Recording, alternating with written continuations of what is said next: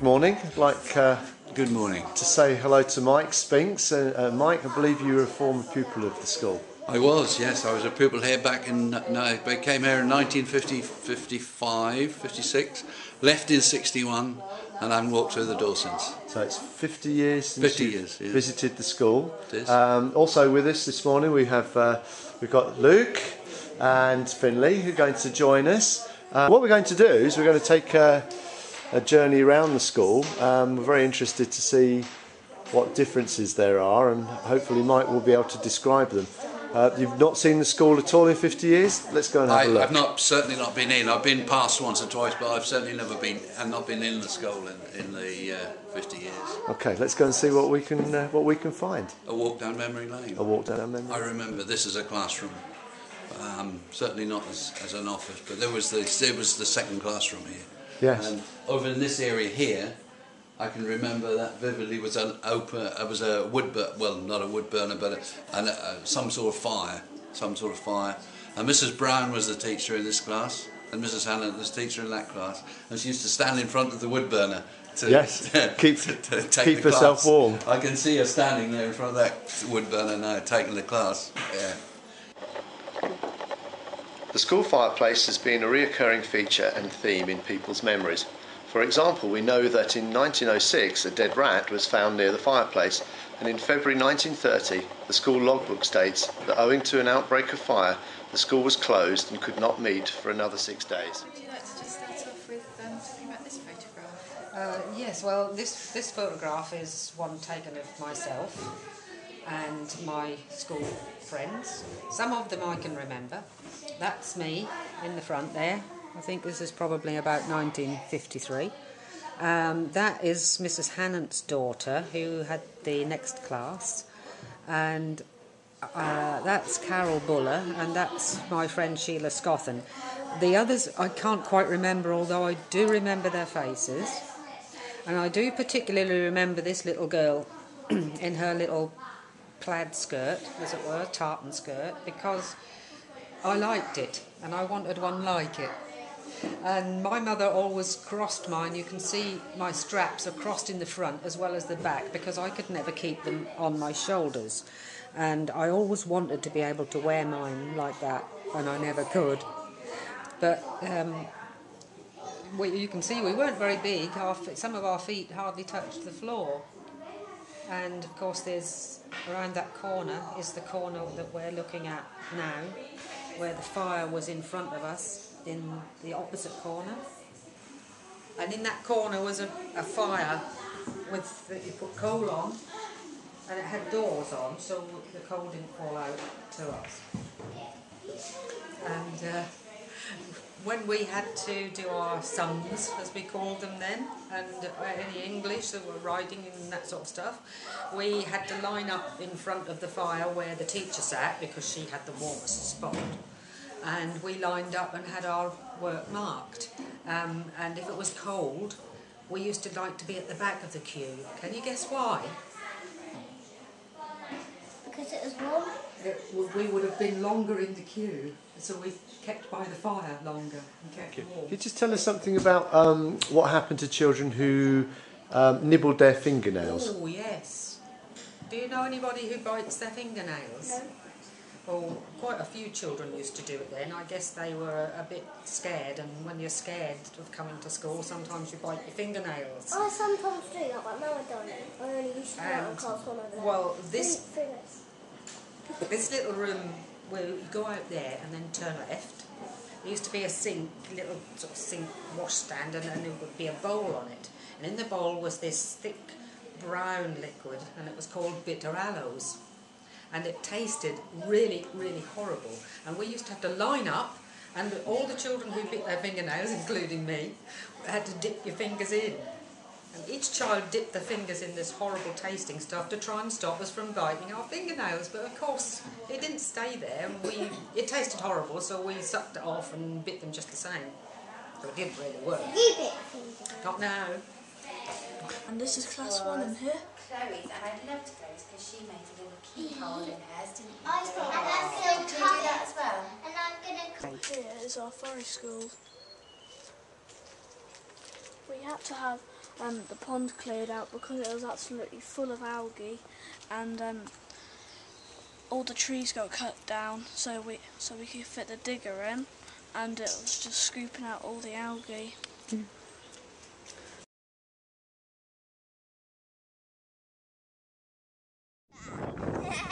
It's right past the past. This is an amazing place to do something like What do you call it?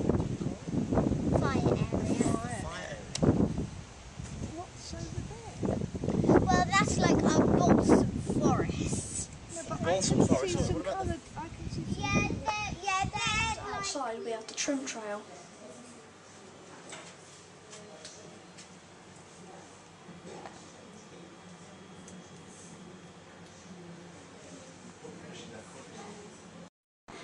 And we used a quadricycle, which is just out there, for a walk to school, which is every Wednesday, Thursday and Friday.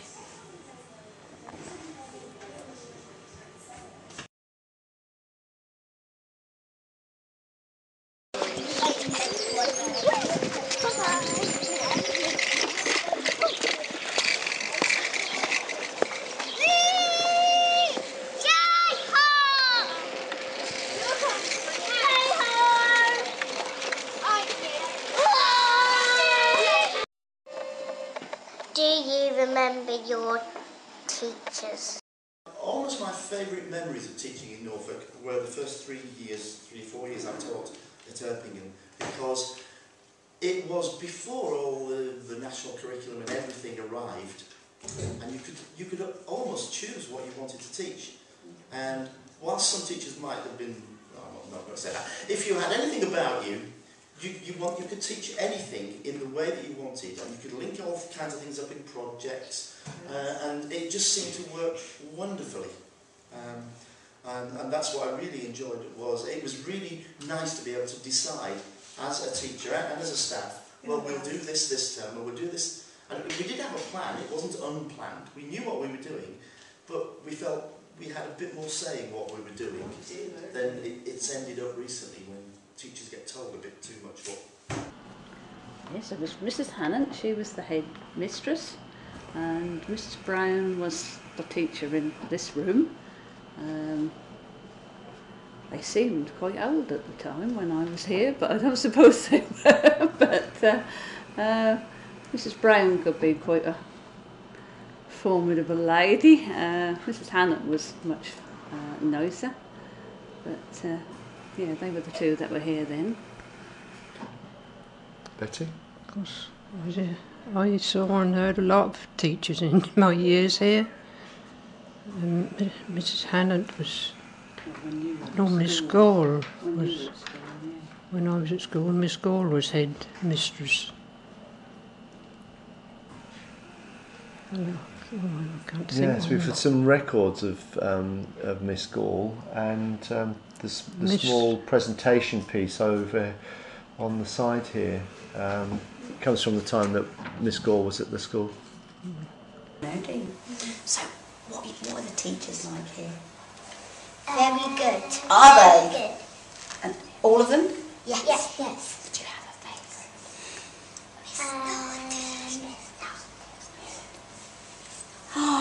I won't tell anyone that you said Miss Norton.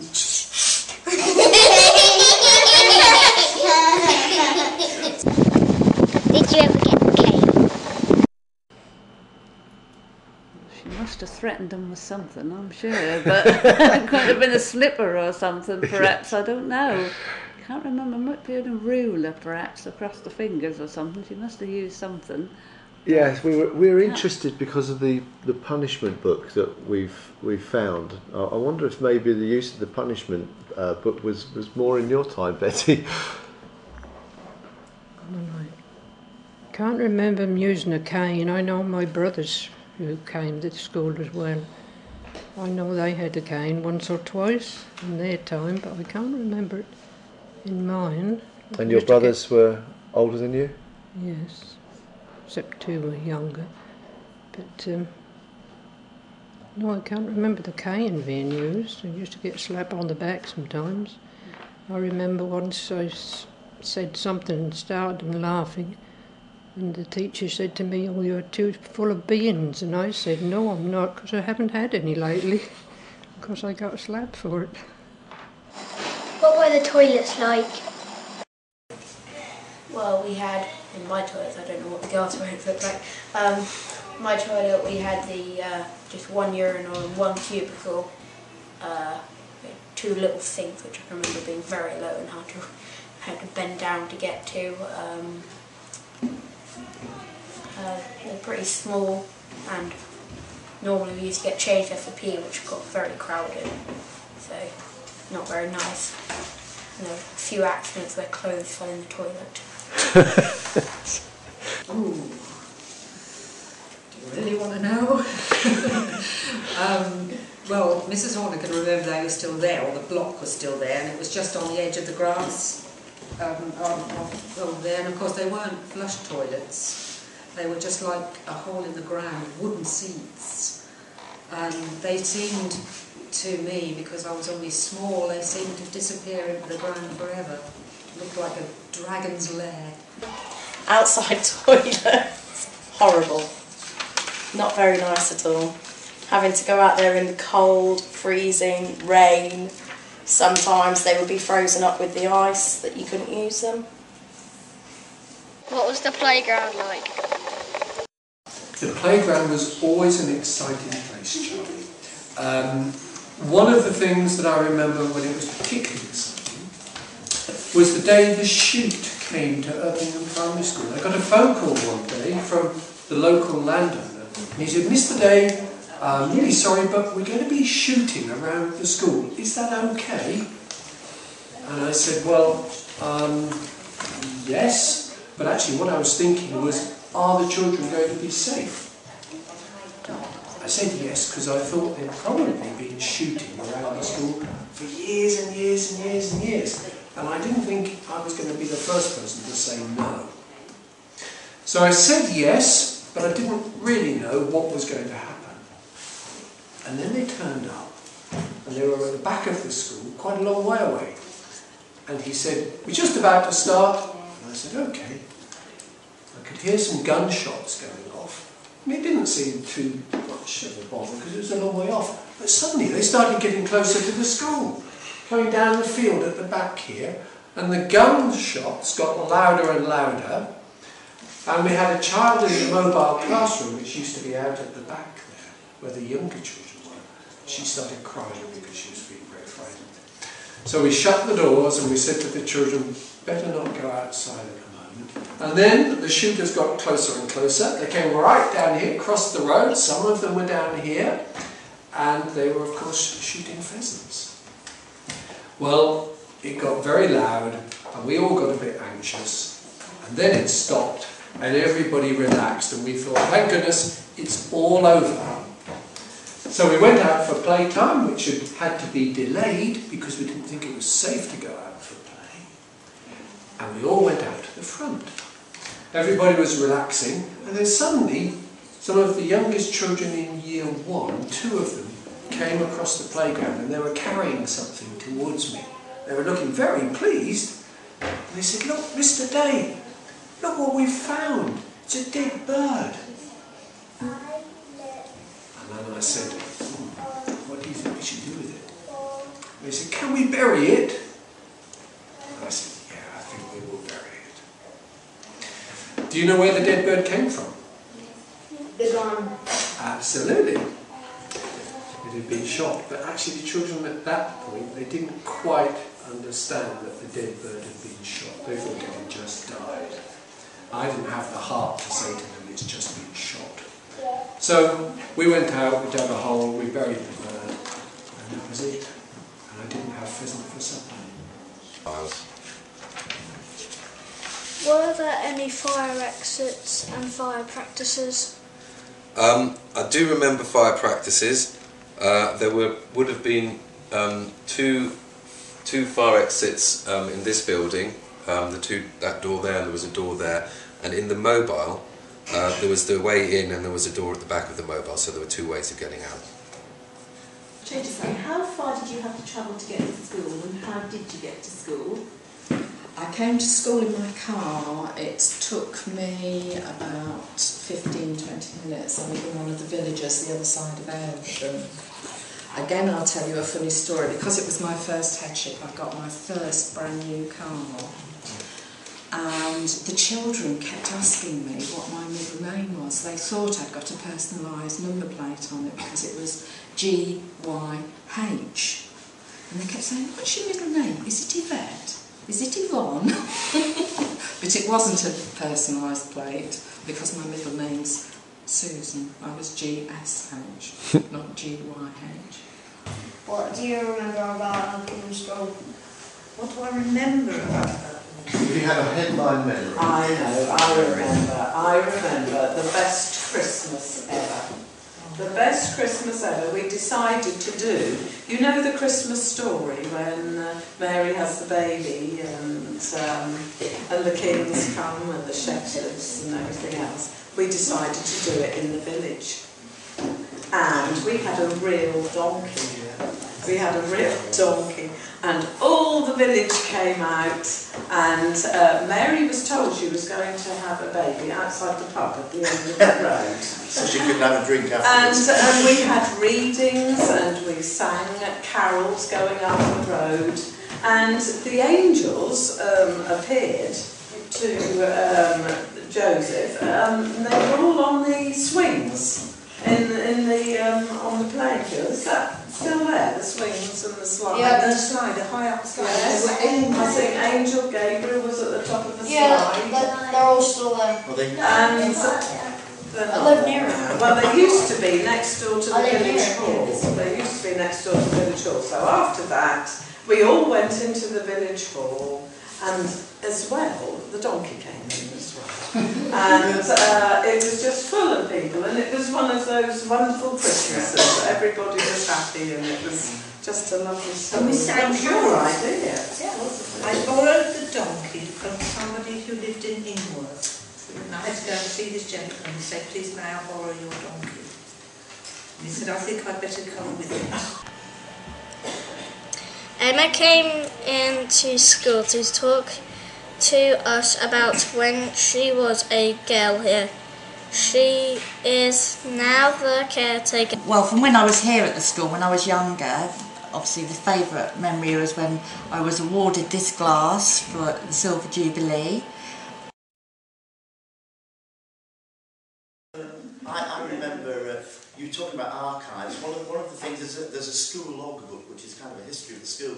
Head teacher writes in it, and we were doing a topic on the 30s and 40s, and I found this entry from the period when there were evacuees. You know, when London was being bombed, and they sent children out from London to country areas like this. And I managed to. I thought, right, let's just see if there's any of them around there. I knew they were from Tilbury. We wrote to the Tilbury Gazette, I and the children. And we got all these letters back from older people, evacuees, who had been brought from London to this school and stayed here for 18 months or something. And I just remember one chap in particular who said, I'm coming up that way, do you want me to come in? And he'd gone blind. After about being 15, he'd gone blind. So some of his really best visual memories were of Erpingham, and how much he loved it. And he came and sat where I'm sitting now, and he talked to the children. They asked him all the questions like you're asking us now, really, and told them all about what it was like to be kind of sent away from your family and live with somebody else. And it was a wonderful little topic.